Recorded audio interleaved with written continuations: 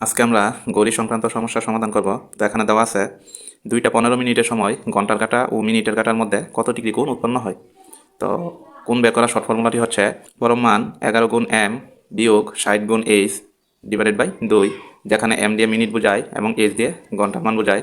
তো এখানে যদি আমরা মান বসাই 11 গুণ m বলতে মিনিট, এখানে মিনিট দেওয়া আছে 15, বিয়োগ 60 গুণ h বলতে ঘন্টা, ঘন্টা দেওয়া আছে এখানে 2 ভাগ 2 সমান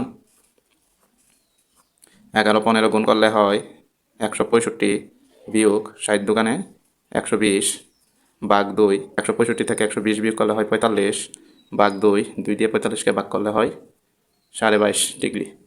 খ নম্বর হচ্ছে আমাদের সঠিক উত্তর। তো একই নিয়মে যদি আমরা পরবর্তী অঙ্কটি করি, তো এখানে দেওয়া আছে ঘড়িতে যখন 8টা বাজে ঘড়ির কাঁটা এবং মিনিটের কাঁটার মধ্যকার কোণটি কত। তো ঠিক সেম সূত্র অনুসারে যদি আমরা করি 11 গুণ মিনিট, এখানে যেহেতু মিনিট দেওয়া নাই তাহলে 0, বিয়োগ 60 গুণ ঘন্টা, এখানে ঘন্টা দেওয়া আছে 8 ভাগ 2 সমান, তো 11 0 গুণ করলে হয় 0 এবং 60 8-এর সাথে গুণ করলে হয় 480 ভাগ হচ্ছে 2, 2 দিয়ে 480কে ভাগ করলে হয় 240। তো মান যদি আমাদের এটা মনে রাখতে হবে, মান যদি 180 থেকে যদি বেশি হয় তাহলে এই মানকে আমরা 360 থেকে বিয়োগ দিব। তাহলে 360 বিয়োগ 240 সমান সমান 120। তার মানে আমাদের সঠিক উত্তর 120 ডিগ্রি। পরবর্তী প্রশ্ন উত্তরটি আপনারা কমেন্ট করে জানিয়ে দিবেন। ধন্যবাদ।